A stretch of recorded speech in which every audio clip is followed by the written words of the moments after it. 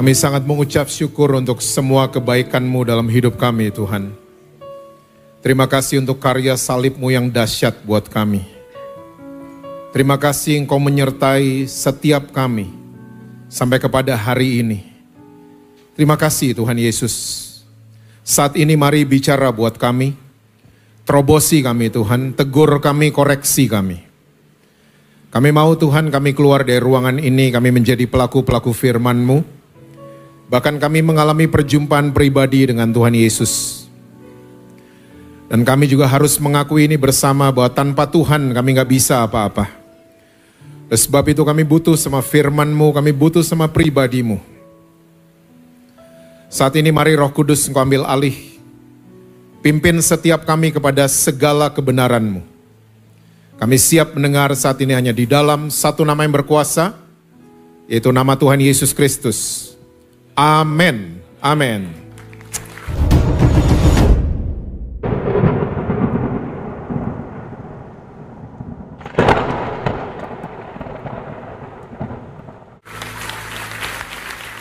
Silahkan duduk.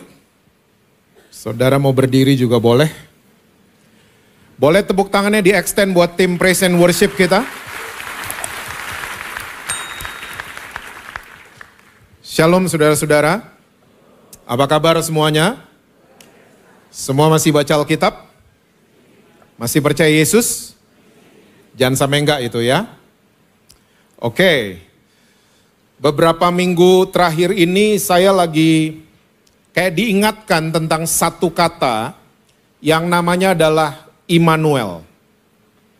Karena begini, Alkitab catat buat saudara dan saya bahwa kita semua ini adalah mempelai.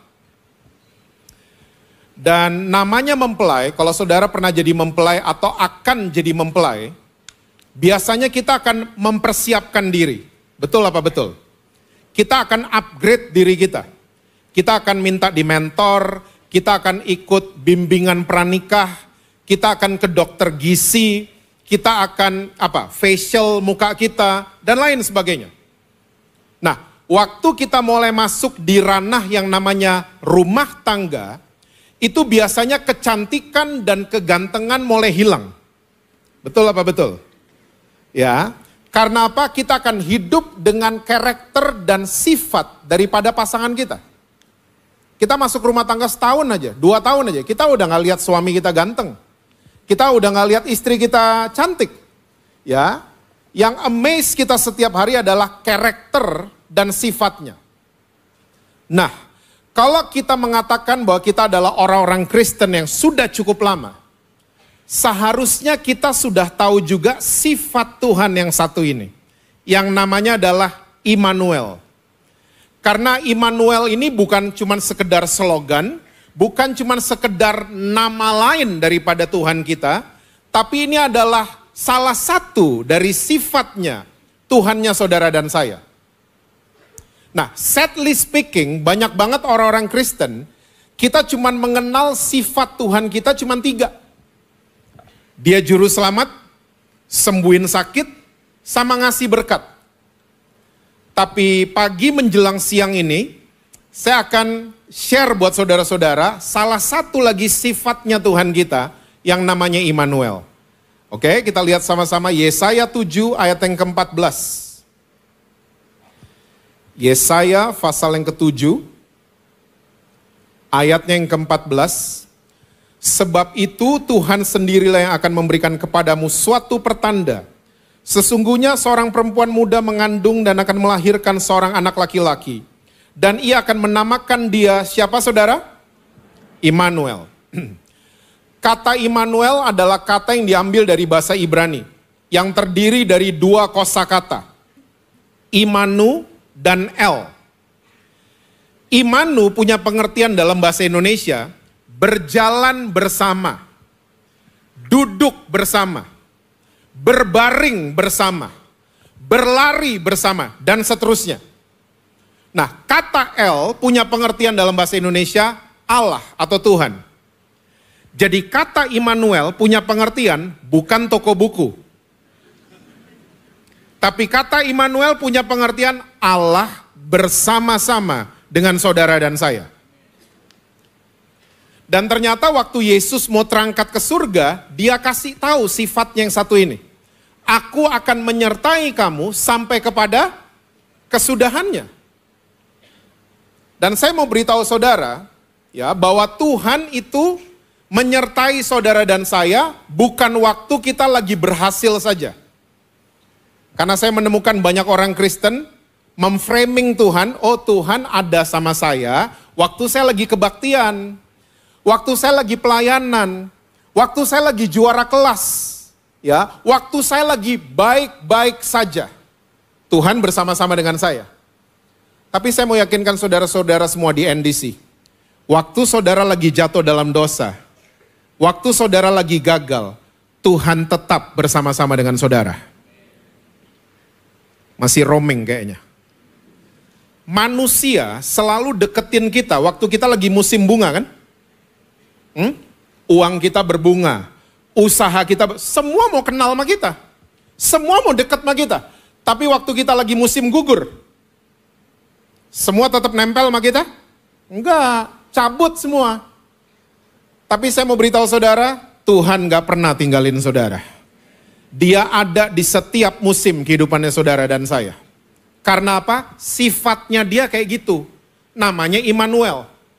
Nah, ternyata dari Taman Eden, Tuhan udah kasih tahu sifatnya yang satu ini. Waktu ciptaan Tuhan jatuh dalam dosa, waktu Adam dan Hawa jatuh dalam dosa, dua ini datengin Adam dan Hawa. Iblis sama Tuhan. Iblis datang.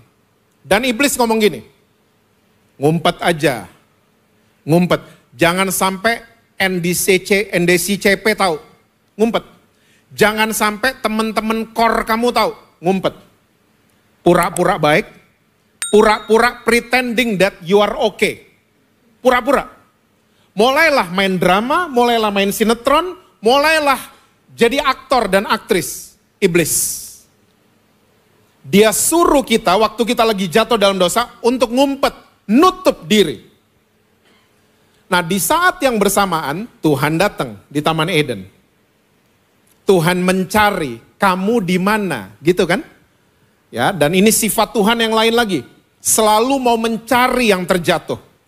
Oh, diperjelas di perjanjian baru kan? Yesus datang untuk mencari yang terhilang, mencari yang terluka, mencari yang tertolak, diperjelas. Dari Taman Eden udah seperti itu. Dia cari, kamu di mana? Nah, saya sering banget nanya sama orang-orang Kristen. Kenapa Adam dan Hawa diusir dari Taman Eden? Banyak orang Kristen suka jawab gini. Karena mereka makan buah itu, Pak. Karena mereka nggak taat, yang kedua. Dan yang ketiga, karena mereka melanggar perintah Tuhan. Yuk, siang hari ini kita breakdown sama-sama ya. Alkitab kita sama kan? Bukan berarti saya sama Pastor Eri yang di depan sini, Alkitab kita beda sama saudara. Bukan, Alkitab kita sama. Oke? Tuhan datang di Taman Eden. Saya bingung nih mesti ngomong sama siapa, karena dari sekolah minggu sampai hari ini saya masih dengar, guru sekolah minggu itu kalau ngajar, waktu Tuhan masuk di Taman Eden, itu sama persis kayak dinosaurus masuk di Jurassic Park. Kamu di mana?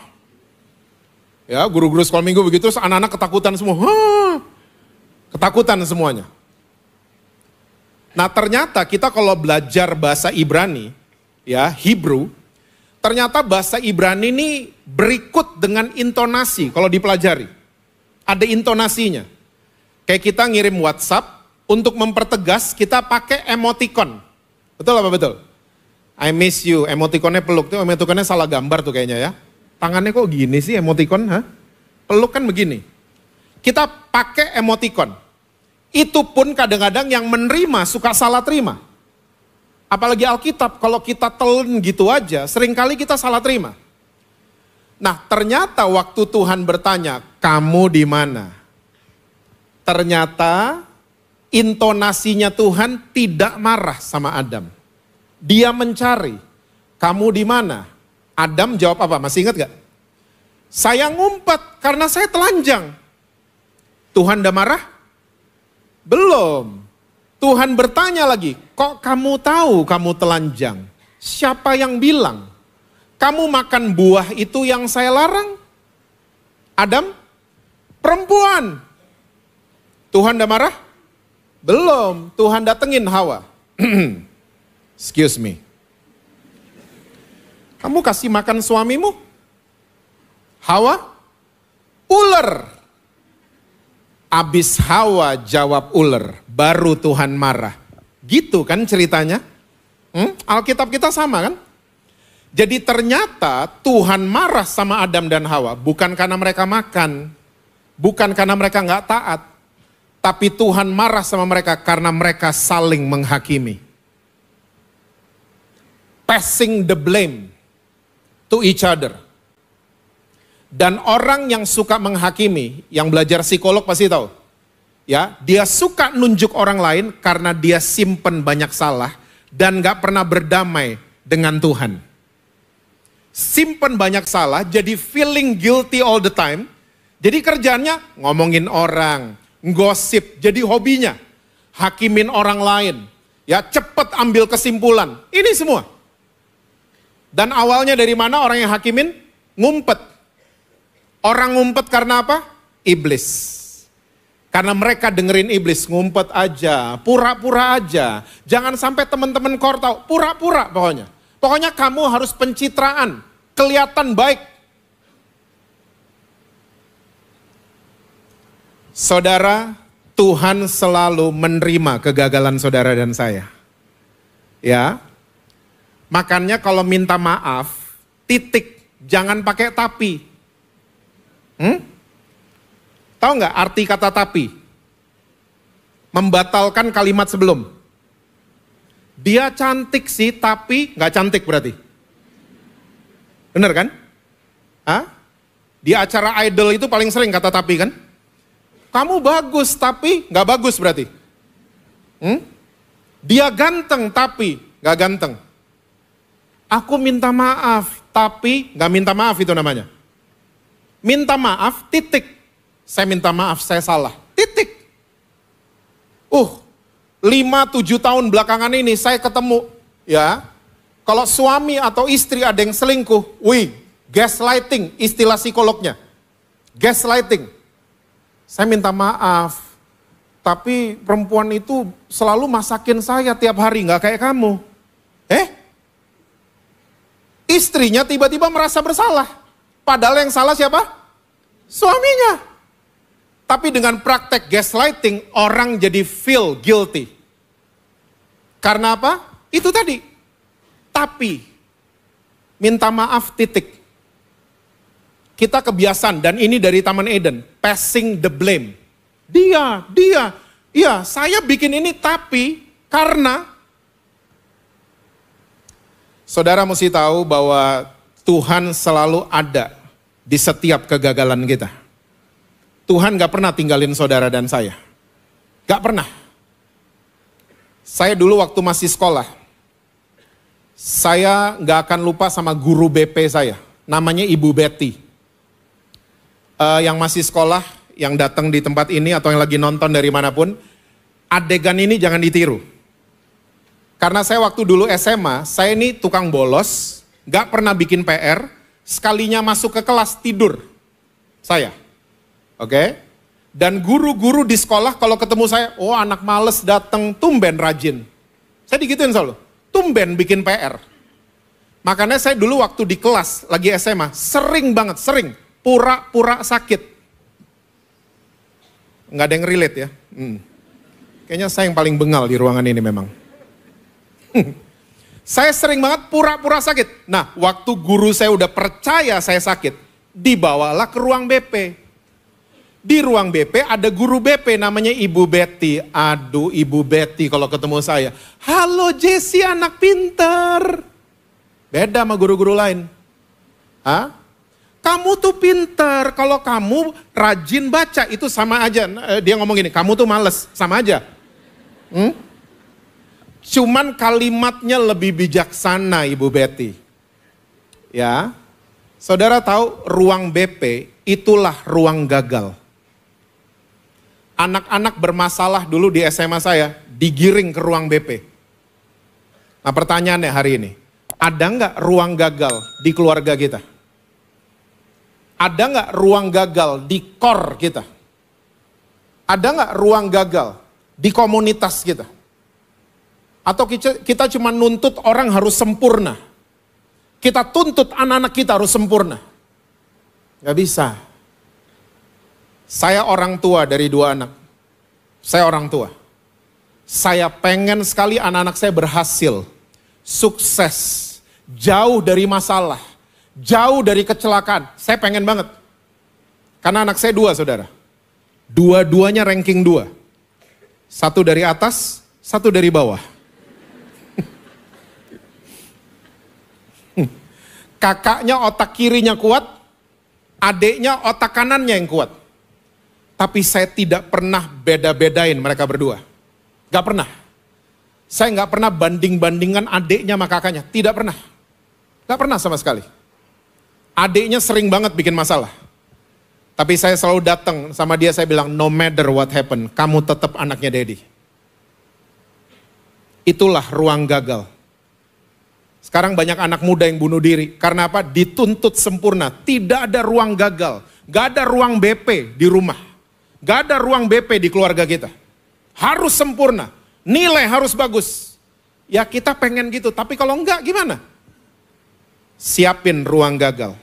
Untuk temenin anak-anak kita di situ. Karena apa? Karena Tuhan selalu ada di sisi saudara dan saya. Di ruang kegagalan kita. Dia selalu gak pernah tinggalin kita. Nah, waktu kita mulai percaya dan yakin bahwa Tuhan kita adalah Allah Immanuel, Dia selalu bersama-sama dengan kita. Ada benefitnya buat kita. Ya, semakin lama kita sama telepon ini, semakin kita kenal benefitnya. Dulu telepon cuma telepon sama SMS. Sekarang waktu teknologi Apple, teknologi Android masuk ke handphone, tiba-tiba bisa bangunin loh dari tidur. Hah? Pakai lagu lagi. Bisa. Ya, bisa matiin mesin cuci. Gak ada yang tahu ya? Mesin cuci lupa matiin, telepon rumah, Mbak, tolong Mbak, saya lupa matiin. Bisa kan? Saudara terlalu serius kayaknya, ha? Nah, sama saudara. Semakin kita yakin dan percaya bahwa Allah kita selalu ada di samping kita. Dia selalu menyertai kita. Ada benefitnya buat kita. Tahu nggak namanya apa? Ketenangan. Rest. Tenang. Yuk kita lihat. Yesaya 30. Yesaya 30 ayat yang ke-15. Yesaya 30 ini terdiri dari 3 perikop ya saudara. Perikop yang pertama itu judulnya bukan Mesir tetapi Tuhan yang memberi pertolongan. Judul di atas tuh. Nah kenapa judul perikopnya seperti ini? Karena waktu itu Israel lagi dijajah oleh Asyur. Ya. Dan tiba-tiba Israel mulai ke pojok. Udah terpojok udah. Gak tahu mau bikin apa? Krisis. Krisis politik, krisis keamanan, dan lain sebagainya. Dan waktu Israel terpojok, mereka mulai cari bantuannya dari Mesir. Bukan dari Tuhan. Dan Tuhan mulai gak suka, dan Tuhan mulai bicara buat bangsa ini lewat Yesaya. Yuk lihat ayat 15. Pernah terpojok? Atau lagi terpojok? Ayat 15.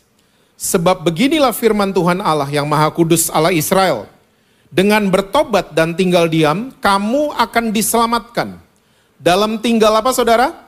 Tenang dan percaya terletak. Wow. Ternyata orang yang kuat adalah orang yang tenang dan percaya. Firman Tuhan. Orang yang tidak kuat adalah orang yang restless, tidak tenang, dan tidak mau percaya. Waktu lagi terpojok. Restless. Striker sepak bola, waktu udah berhadapan sama kiper lawan. Udah sendirian nih dia di depan. Yang dibutuhkan skill atau ketenangan? Ketenangan. Ternyata ada yang di atasnya skill loh. Namanya rest, ketenangan. Kesebelasan sepak bola, waktu adu penalti, yang diperlukan bukan skill, tapi ketenangan. Argentina juara dunia karena tenang waktu adu penalti. Tenang, sorry fansnya Prancis ya. Karena mereka tenang. Yuk lanjut, ayat ini belum selesai. Tetapi kamu apa saudara? Nah ini dia nih kita nih. Udah disuruh sama Tuhan, kamu percaya dan tenang. Disitulah letak kekuatan kamu. Tapi kamu gak mau. Kita gak mau tenang dan percaya. Yuk lanjut ayat 16. Ini nih yang kita buat. Kamu berkata, bukan, kami mau naik kuda dan lari cepat. Maka kamu akan lari dan lenyap. Katamu pula, kami mau mengendarai kuda tangkas. Maka para pengejarmu akan lebih tangkas lagi. This is what happened. Kita pikir kita cepat. Ternyata ada yang lebih cepat dari kita. Kita pikir kita tangkas. Ternyata ada yang lebih tangkas dari kita. Kita pikir kita pengalaman. Ternyata ada yang jauh lebih pengalaman dari kita. Karena apa? Kita tidak memutuskan untuk tenang dan percaya. Rest and believe. Dan orang kalau restless, biasanya jadi lonely. Dan ternyata Alkitab udah tulis. Yuk ayat selanjutnya, ayat 17. 1000 orang akan lari melihat ancaman 1 orang, terhadap ancaman 5 orang kamu akan lari, sampai kamu ditinggalkan, seperti tonggak isyarat di atas puncak gunung, dan seperti panji-panji di atas bukit. Yesaya pakai bahasa perang ya, karena memang Israel lagi perang saat itu. Ya, jadi orang zaman dulu kalau perang, peleton nih, satu peleton naik ke gunung, mereka tinggalin banner, kode, isyarat. Ya, bentuknya kayak bendera gitu. Untuk apa? Peleton berikutnya. Kalau naik ke atas gunung, mereka tahu lewat kode. Ada jalan yang bisa dilewati, ada jalan yang gak bisa dilewati.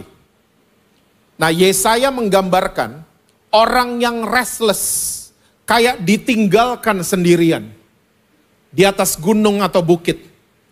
Seperti tonggak isyarat, seperti panji-panji, banner, ya, kode di atas bukit sendirian. Pernah lonely? Lonely itu beda sama alone. Ya, I came here alone by myself. Saya sendirian. Tapi kalau lonely, itu adalah di tengah teman-teman, di tengah kumpulan keluarga, kita lonely. Kenapa orang bisa lonely?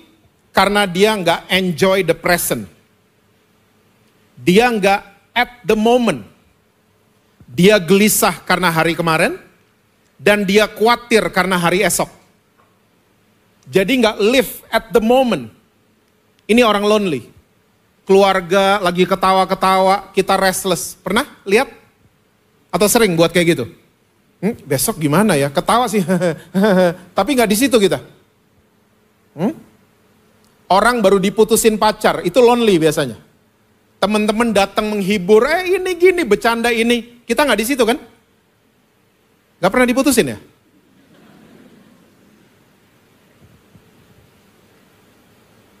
Pikiran kita restless, tidak tenang, mikirin mantan. Lonely itu seperti itu. Saudara, orang yang punya kekuatan adalah orang yang tenang dan percaya.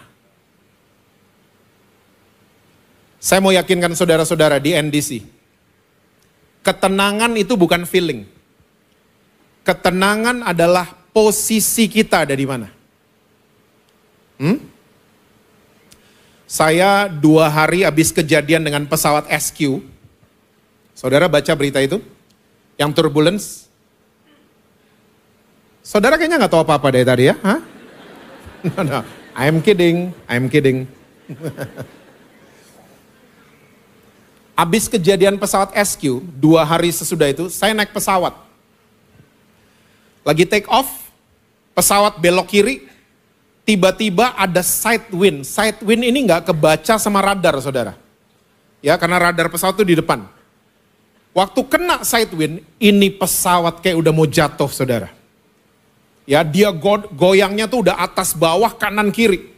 Satu pesawat menjerit semuanya. Saya waktu lagi goyang hebat kayak gitu, saya ngelihat istri saya. Ternyata dia lagi tutup mata, saya nggak tahu dia lagi ngapain. Lagi berdoa atau tidur, saya nggak tahu. Waktu lihat sebelahnya istri saya, baru saya tenang. Siapa yang duduk sebelah istri saya? Pilot lagi libur. Pernah naik pesawat bareng pilot lagi libur? Dia pakai baju pilot, tapi dia nggak nyetir. Dia duduk bareng penumpang. Ada istilah penerbangannya tuh apa gitu. Ya, dia ikut sama pesawat itu. Tahu nggak nih pilot sebelahnya istri saya lagi ngapain? Dia tidur, mulutnya nganga.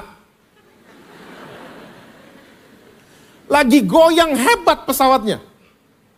Saya langsung dalam hati gini, ini orang kan ngerti pesawat, ngerti instrumen pesawat, ngerti angin model manapun, ini ngerti nih orang.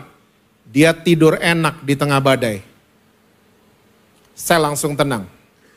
Ini bukti, ketenangan bukan feeling, ketenangan tergantung kita lagi di sebelah siapa.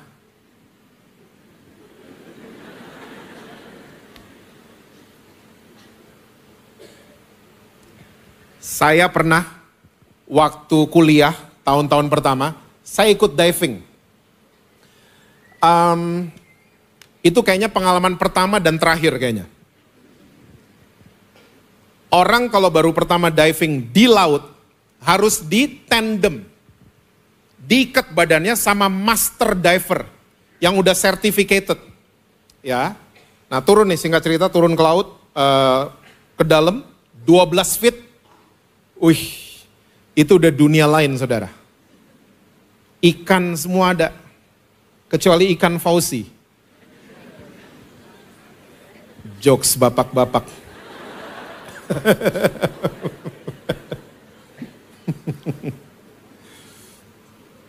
Tiba-tiba, alat pengukur oksigen di tangan saya dengan tabung oksigen ternyata error, nggak nyambung, tulalit. Di tangan saya, ya, dibilang oksigen masih full. Ternyata tabung oksigennya udah kosong. Anak baru di bawah laut. Saya terkena panic attack. So yang pernah kena panic attack, I can feel you. Saya terkena panic attack. Saya pengen buru-buru naik ke atas. Master divernya pakai bahasa kode. Kalau kamu langsung naik ke atas, gendang telinga bisa pecah. Karena tekanan terlalu besar. Pelan-pelan saya akan pandu, kita sharing oksigen. Waktu dia mulai pakai kode-kode, saya mulai tenang. Nggak pakai obat loh. Panic attack mesti minum obat biasanya. Ya. Naik ke atas, singkat cerita, saya selamat. Dan saya bisa tenang sampai di atas karena ada master diver di sebelah saya. Yesus itu master segala-galanya. Dan dia selalu ada di sebelah saudara dan saya. Kenapa kita masih takut? Kenapa kita masih nggak tenang? Kenapa seringkali kita nggak percaya? Karena kita nggak kenal dia sebagai Allah Immanuel. Dia ada selalu. Bahkan dalam kegagalan kita, dia selalu ada. Mazmur 62 coba. Ayat yang kedua. Ini buktinya ya. Mazmur 62. Ayat yang kedua. Hanya apa saudara? Dekat Allah saja aku tenang. Waktu Musa restless, Keluaran 17. Waktu Israel lagi perang lawan Amalek. Musa waktu dia angkat tangan, Israel menang. Tahu ceritanya? Waktu dia turun tangan, Alkitab Indonesia kurang lengkap. Dia nggak cuma turun tangan, dia restless ternyata. Dia mau ngatur-ngatur, itu pasukan panahnya mana? Itu defense-nya gimana? Dia mau ngatur-ngatur, Israel malah kalah. Tapi waktu dia angkat tangan, sampai mesti ditopang tangannya sama Harun dan Hur. Waktu Musa rest, Tuhan yang berperang untuk Israel. Dan Israel mengalami kemenangan yang luar biasa. Saudara tahu ciptaan terakhir di Taman Eden? Hawa. Hawa diciptakan waktu Adam lagi tidur. Tuhan kayaknya ngelihat Adam lagi tidur. Adam gak cocok sama gajah kayaknya. Sama kuda Nil, makin gak cocok. Dibuatlah Hawa. The most beautiful creature in this world. Woi, yang kaum wanita senyum-senyum. Ya. Makanya surga kasih gelar buat kaum Hawa. Penolong. Tahu nggak kaum pria arti penolong? Hah? Bukan pembantu ya. Arti kata penolong adalah lebih kuat daripada yang ditolong. Gak terima langsung. Mereka yang hamil 9 bulan karena mereka yang kuat. Kaum pria? Ya kan? Gak terima juga loh. Mereka yang PMS tiap bulan karena mereka yang lebih kuat dari kita. Masih gak terima juga. Dengan adanya Viagra dan kuku Bima membuktikan kaum pria tidak kuat.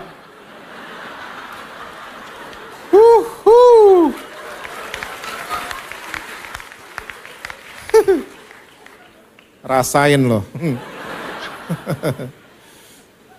Kita nggak kuat, Kita cuman kuat angkat kursi dan angkat meja.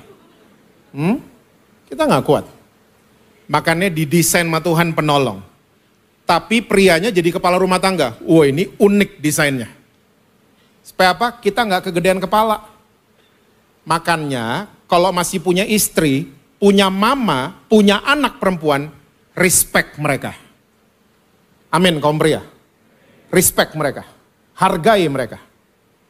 Nah, the most beautiful creature diciptakan Tuhan saat Adam lagi rest. Saya percaya waktu kita memutuskan untuk tenang, hal-hal yang luar biasa akan dikirim Tuhan buat saudara dan saya. Amin saudara. Kita nggak tenang, semuanya jadi nggak nyambung. Semua jadi nggak nyambung. Saya masuk di bagian terakhir. 1 Raja-Raja 20. Karena waktu. 1 Raja-Raja 20 ayat yang ke-23.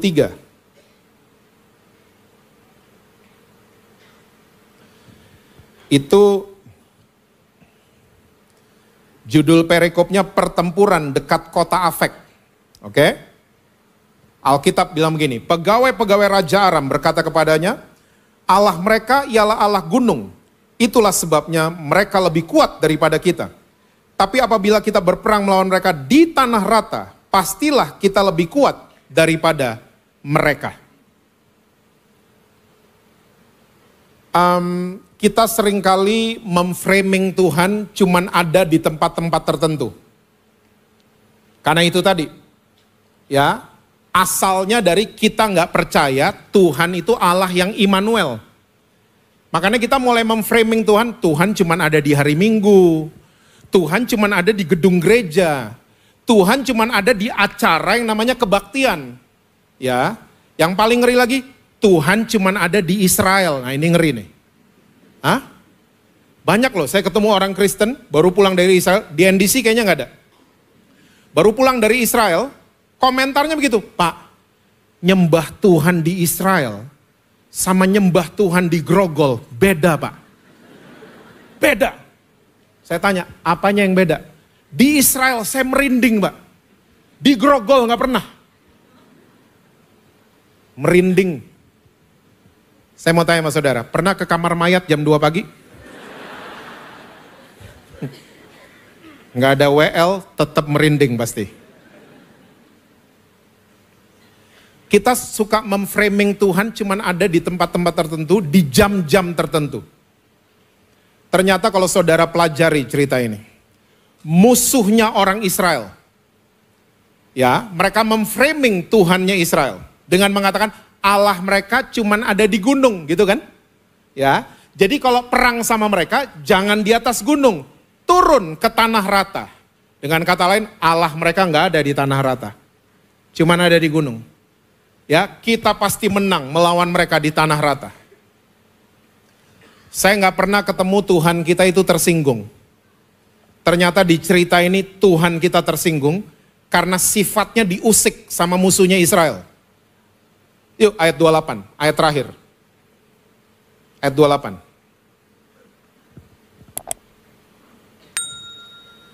Maka tampillah abdi Allah dan berkata kepada Raja Israel, beginilah firman Tuhan, oleh karena orang Aram itu telah berkata, Tuhan ialah Allah gunung dan bukan Allah dataran. Maka aku, Tuhan, akan menyerahkan seluruh tentara yang besar itu ke dalam tanganmu, supaya kamu tahu bahwa akulah Tuhan. Kalau saya boleh tambahin, yang ada di mana-mana. Bukan cuma di gunung. Tuhan terusik. Saya salah satu seseorang yang koleksi cerita-cerita perang, saudara. Saya hafal banyak cerita perang. Yang saya belum hafal, Rusia lawan Ukraina, karena belum selesai. Tapi semua cerita perang saya hampir hafal. Ya, perang di Ponegoro, tahun? Sini nggak tahu apa-apa kayaknya, sini kayaknya. Hah? 18? 1825 sampai 1830. Perang Patimura, saya hafal semua. Saya nggak pernah ketemu cerita perang kayak yang satu ini. Perangnya belum dimulai, tapi orang Israel sudah tahu mereka yang akan keluar sebagai pemenangnya. Karena apa? Musuhnya Israel memframing Tuhan. Cuman ada di gunung. Di tanah rata Tuhannya mereka nggak ada. Don't do that anymore. Sama kalau zaman sekarang. Jangan cuman agungin Tuhan saat lagi kebaktian. Cuman karena ada dentuman sound system. Cuman karena lagu worshipnya mirip sama lagu K-pop. Jadi kita gampang dijamah gitu. Enggak. Saya mau yakinkan saudara, Tuhan juga ada di motor saudara. Tuhan ada di kamar saudara. Tuhan ada di kamar hotel saudara. Tuhan ada di mana-mana. Agungin dia seperti kita mengagungkan dia kalau lagi kebaktian. Respect sama Tuhan. Jangan cuma memframing Tuhan cuma ada di situ, cuma ada di sana. Jangan begitu lagi. Tuhan kita ada di mana-mana. Makanya Daud bilang gini, walaupun aku harus lewatin lembah kekelaman, aku tidak takut bahaya. Karena gadamu dan tongkatmu bersama-sama dengan aku. Dia menuntun aku ke air yang tenang. Berarti sebelumnya airnya enggak tenang. Itulah Tuhan kita. Dia selalu berada, bukan cuma di keberhasilan kita, dia juga ada di kegagalan saudara dan saya. Jangan pernah tertuduh lagi, mulai percaya bahwa Tuhan menyertai dan Tuhan selalu sayang sama saudara dan saya. Amin. Tuhan berkati saudara-saudara semua, selalu sukses, harmonis di rumah, dan rekening bank selalu penuh buat saudara. Kenceng banget kalau gitu-gituan ya.